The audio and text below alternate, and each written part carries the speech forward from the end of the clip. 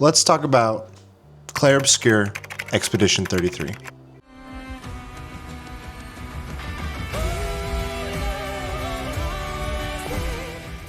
What is Clair Obscur Expedition 33? Well, it's a game made by Sandfall Interactive and published by Kepler Interactive, and this game takes you into a land, a fantasy land, kind of very much inspired by French region and French inspirations. And every year in this fantasy world, a paintress in the far-off distance with a giant obelisk is counting down on these numbers that she's painting on this obelisk. And every number that she paints is the age that fades away into oblivion. And you lead a party of characters, a ragtag group of misfits, each with their own motivations as to why they want to go on this expedition. And every year there's an effort to prevent this, to stop this from occurring. And that's where you come in with Expedition 33. The year has just hit 33, and the day after what is known as the gommage, which is the point in which the paintress paints that number and the people of those ages disappear, the day after that, the expedition begins their journey and tries to combat this. And they have not yet found a way to stop the paintress. And that's where you come in. And so I want to talk about this game because it's been on my mind. I've been obsessing over it. I can't stop thinking about it. And I want to share why I think this game is worth talking about and why it's worth potentially your time. So let's get into those reasons. And I really want to start with my first reason. I have three particular reasons. But my first reason is kind of what drew me to this game in the first place. And that is the gameplay. The gameplay, initially, when they were promoting this game, I didn't know much about it, and I previewed it in a prior video, it presents itself as a turn-based RPG, action RPG, where you play with a party system, and you go through turn-based combat, and that turn-based mechanic, which initially made me feel of games like Persona, Metaphor, tried and true Final Fantasy games.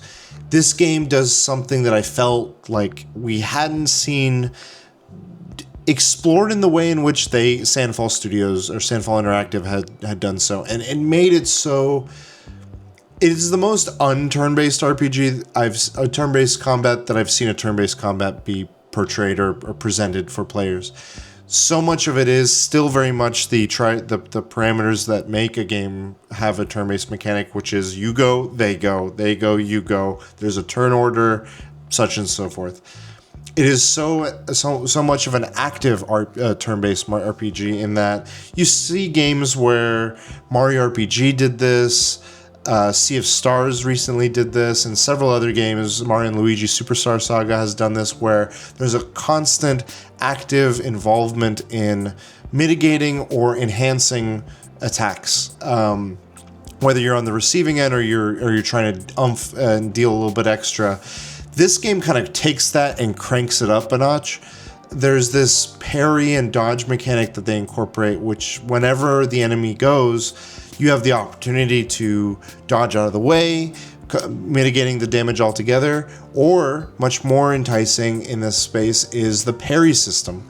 When we think of parry, we often think of games like FromSoft games and Souls-like games, and I've never seen a turn-based game incorporate a parry system that is so reminiscent of a Sekiro, of a Bloodborne, of an Elden Ring, but it does it in a way that makes sense for this game.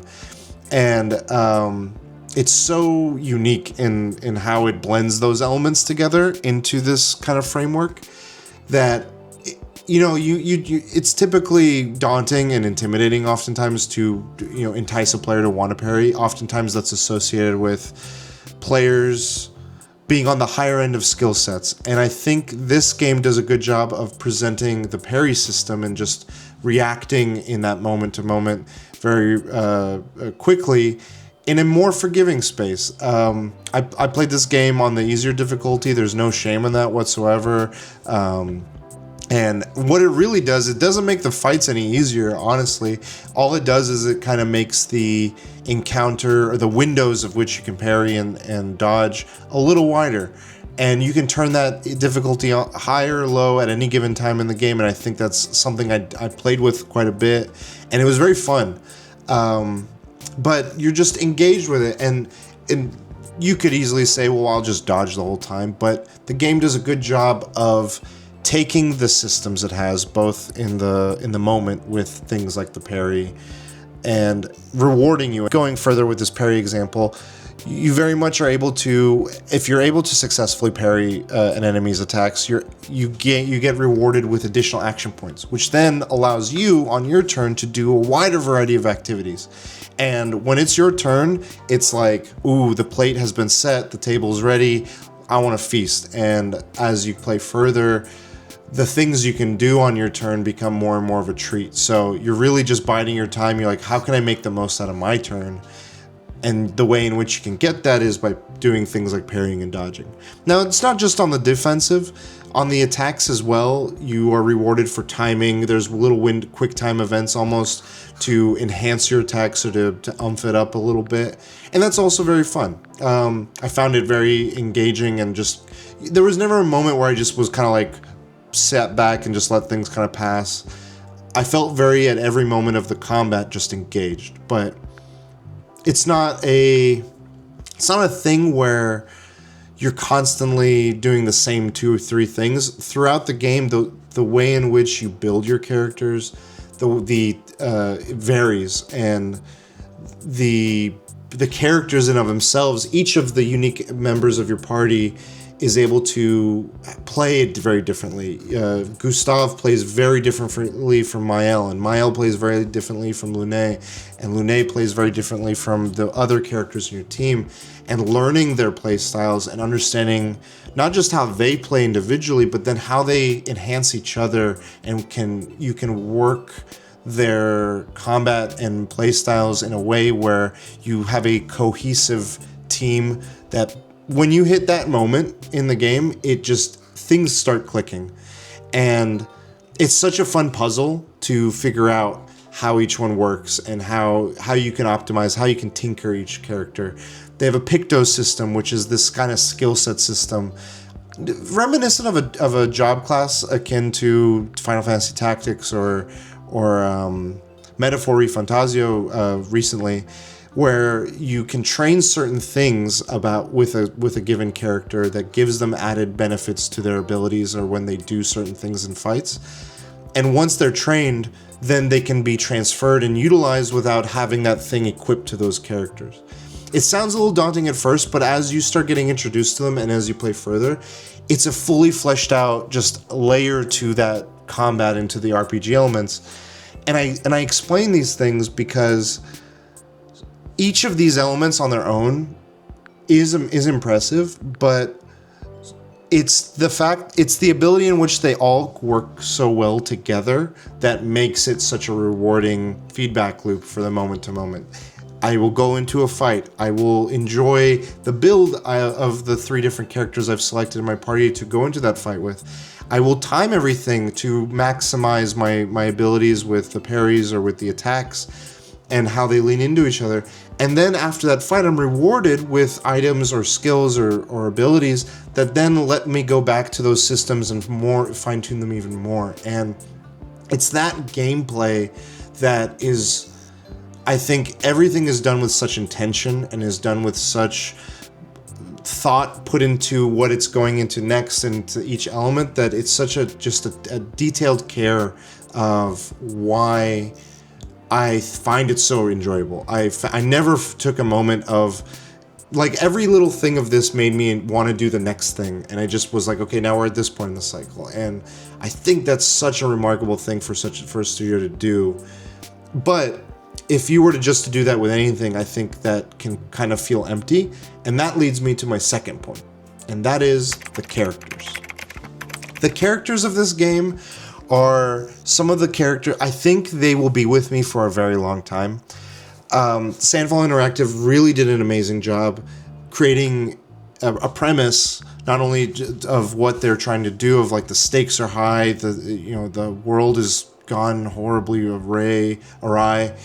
The world has gone horribly awry, and just every member that is on this expedition, you know from the outset what the mission is of this Expedition 33. And as you explore the game and as you go further and further along, understanding every character's motivations that they start with and better fleshing them out as you further and further along. Those motivations have deep roots with each character, and understanding how each of those are maybe sometimes at odds with one another, how the antagonists or the characters you come across that you face and have to combat with, how they're fully fleshed out and why they're so compelling. I think oftentimes you could have easily just had a case where, hey, big baddie, don't care what the reason is, just omnipotent, large, evil force, bad, kill, end.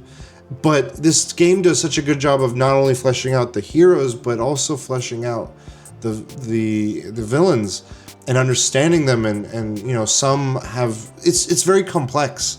And seeing those come into conflict with each other, and not just them, but the side characters just the whole world of each individual character that you're met with and what their story was. There's a lot of codex and lore bits scattered throughout the world, and it's a bit of an afterthought for me sometimes, many times, to understand those elements, but with what they had here and with everything kind of leading me to a more curious place, you can't help but want to know more of like what happened here, what happened there, because you're the 33rd expedition. There was an expedition 34, 35, there was an expedition 66, and so on and so forth. And what happened with each one of those stories, you learn a lot of amazing things. I'm still halfway through listening to all of the codex that I've collected, and there's just so fascinating the time and detail put into that. And I think it really fleshes out why you care about the action. When I was mentioning the gameplay, it gives me an added reason as to, hey, I'm not just doing this fight to do this fight or to collect that item or to do this reward.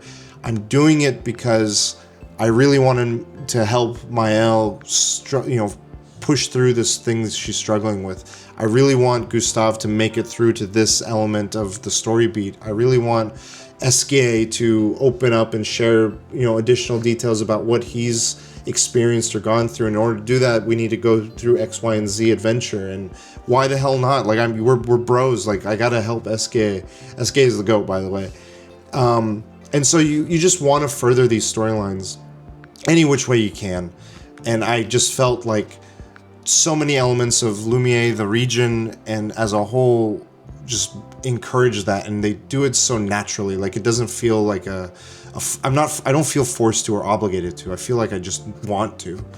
But speaking of the region as a whole, that leads me to my last point, and that is the plot. This game, when I previewed it, one of the criticisms, or not criticisms, one of the areas I had concern. I thought that, it being a Sandfall Interactive, this is their first game as a studio. I don't know their record. I don't know what their body of work has been prior to this. So it's always a risk when you see an ambitious studio with an ambitious idea. I love seeing the big swings, but you sometimes see big misses, and you sometimes see, they got an interesting idea, but it needs some refining. And so much of gaming is about iteration and improving upon. They just out the gate hit it out of the park with this game, and I think so much of it hinges on the framework of what the game is, and that is this beautiful kind of the story elements of all the things that you are challenged with or confronted with, whether it be the paintress as a whole, just setting the tone of, we have a year to fix this, and why do we want to fix this? What are we choosing to do when faced with loss? What are we choosing to do when we grieve? What are we choosing to do? What is that choice? Like, what does that choice drive everyone to do and not do? About the beauty of art, about the beauty of the imagination and what it can lead to just as a work of art. This game, much like films, many films that move us, and much like many of the things that we experience in other mediums and books and music, where you connect with something emotionally, and from the outset, from the prologue, you're like hit with emotional gut punches. I found many of the themes that this game asks you to face and to see these characters face and to see this world face. It's just like on every level of the game, those themes and subject matter permeates, and I found that very, very. It just connected with me. I don't know how else to put it. It makes you appreciate, like, when you look at loss, when you look at, you know, people going through hardships, and that decision that each of them has to make is like, what do I do when I'm faced with this? What do I do, or what does someone do when the burden of reality is put on younger and younger generations as the world gets further and further to shit? Like, that one kind of hit a little too close to home, maybe. But like, you see all these things and the characters, and then the challenges they face, just everything I said, and the conflict that it is. It's not so black and white. It's very complex. There is no just like right and wrong. You know, one of the characters early on, Sophie, she actually is sympathetic or empathetic towards the paintress, and she's like, you ever wonder maybe she's stuck in this too? And she poses that question, not knowing, you know, what it could be, but she's like, hey, I don't know everyone's story. And I think that kind of encapsulates a lot of what I think makes this game great, is that you don't know everyone's story, and as you find out, you have to wrestle with how you choose to respond and how you choose to interact with it and engage with it. And I think a game that presents those questions and in such a engaging way with the gameplay and with everything else is something that, like, I really, it grabbed me, and it didn't let go throughout the whole time. I spent about 30 hours before I hit credits, and I didn't want to stop. Like, 30 hours was something that just kind of blew by, and I think it was very respectful of my time with that. There was no fluff. Everything I felt was intentional, was meaningful, but I wanted to go back, and so I spent another 30 hours just trying to complete, and I platinumed the game after like 60, 70 hours, and I'm so, like, I feel like I closed a book, one of those, you know, when you have a really good book or a really good movie, and you're like, man, I just experienced that. I kind of want to, like, wipe my memory and just go experience that again. And it's for these reasons that I think this game is so worthwhile. And so I really wanted to share that. I think this game is amazing. I think Sandfall Interactive did a fantastic job with this game. The music, I didn't even touch on that. You should go on to any platform you listen to music on, whether YouTube, Spotify, whatever. The soundtrack is fantastic. This game, like, is gonna stick with me for a minute. And I'm really curious if you've played it. What do you think? Like, what did you feel about this game? How did it make you feel? Is there any reason you're not interested? Is this a game that does still entice you? I know the turn-based aspect of it was a big deterrent for many when I first was talking to a few friends that were also playing it. But then it's also on Game Pass. Like, for all the folks I know that play it on Xbox, it's on all platforms. It's on PC, it's on Xbox, it's on PlayStation. It's available. But no, this game is something. Yeah. And so I really want to know what others think. So please let me know what you thought. I hope this has been helpful in some way, and let me know.